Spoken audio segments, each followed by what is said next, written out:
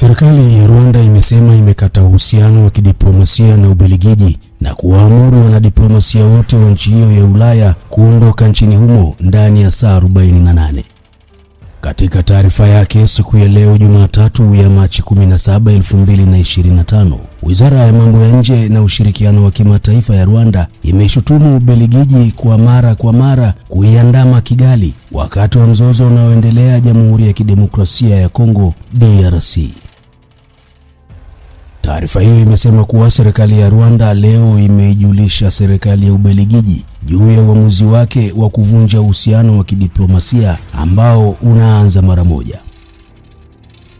Kwa upande wake, serikali ya Ubelgiji na yenyewe imesema kwamba wanadiplomasia wa Rwanda hawatakaribishwa tena nchini humo. Waziri wa mambo ya nje wa Ubelgiji Maxime Prevot ameandika kwenye ukurasa wake wa mtandao wa X akisema kuwa Ubelgiji inasikitikia uamuzi wa Rwanda wa kukata uhusiano wa kidiplomasia na Ubelgiji na kutangaza wanadiplomasia wa Ubelgiji kuwa watu wasiostahili. Ameongeza kuwa hali hiyo haina uwiano na inaonyesha kwamba Ubelgiji inapotofautiana na Rwanda, serikali ya Kigali imekuwa ikipendelea kutoshiriki kwenye mazungumzo. Hatua ya Rwanda imekuja siku moja baada ya Rais Paul Kagame kuishutumu Ubelgiji kwa kutetea vikwazo vya kimataifa dhidi ya nchi yake kutokana na mzozo wa mashariki mwa DRC.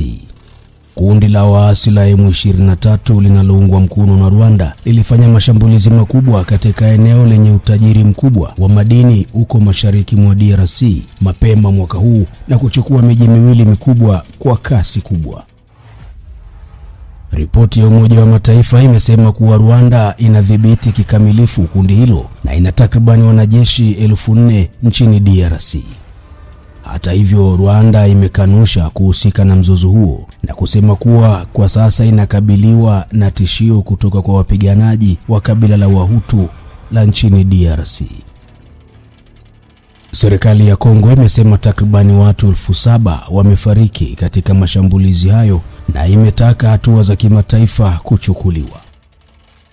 Mvutano wa kidiplomasia wa leo Jumatatu umeibuka wakati Kongo na waasi wa M23 wametangaza kutuma wajumbe kwa mazungumzo ya amani ambayo yanatarajiwa kufanyika Jumanne nchini Angola.